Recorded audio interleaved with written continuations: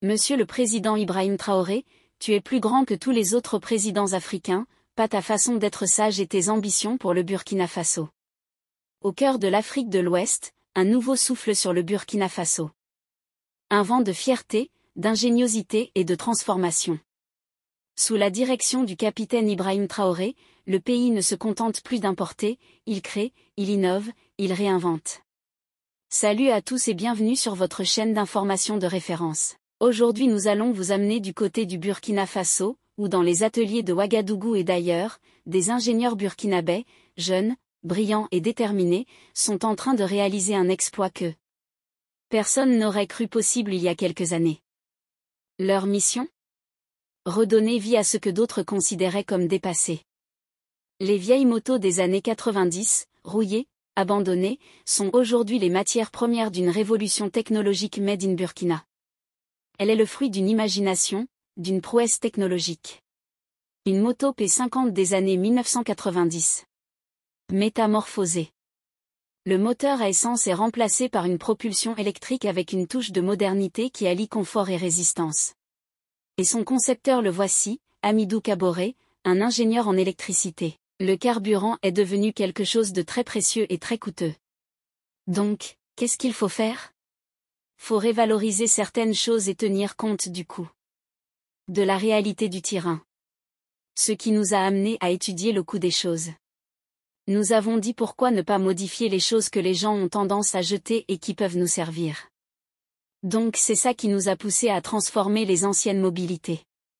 Maintenant ce qui est là, nous sommes carrément devenus électriques, plus besoin de carburant, ni la partie mécanique est carrément isolée. Donc c'est devenu carrément des motos 100% électriques.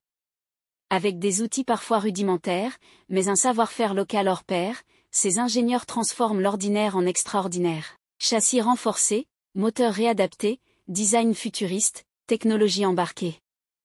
Les vieilles carcasses deviennent des engins modernes, puissants et 100% adaptés aux réalités africaines. Et ce n'est pas tout. Fabrication mécanique. C'est un acte de résistance contre la dépendance. C'est un message fort adressé à toute l'Afrique. Nous avons les compétences, nous avons les idées et surtout, nous avons le courage d'agir. Chers abonnés, au Burkina Faso, on ne rêve plus d'un avenir meilleur. On le construit. Une moto à la fois. Une victoire à la fois. Le génie africain n'est plus une promesse. Il est une réalité. Et il ne fait que commencer. Nous vous invitons à partager vos opinions dans les commentaires. Si vous avez apprécié, n'hésitez pas à le liker et à le transmettre à vos proches. Si ça vous a plu, n'oubliez pas de vous abonner et de cliquer sur la cloche de notification pour ne pas rater mes prochaines vidéos. Fabrication mécanique. C'est un acte de résistance contre la dépendance. C'est un message fort adressé à toute l'Afrique. Nous avons les compétences, nous avons les idées et surtout, nous avons le courage d'agir.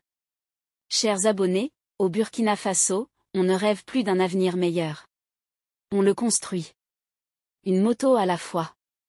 Une victoire à la fois. Le génie africain n'est plus une promesse. Il est une réalité.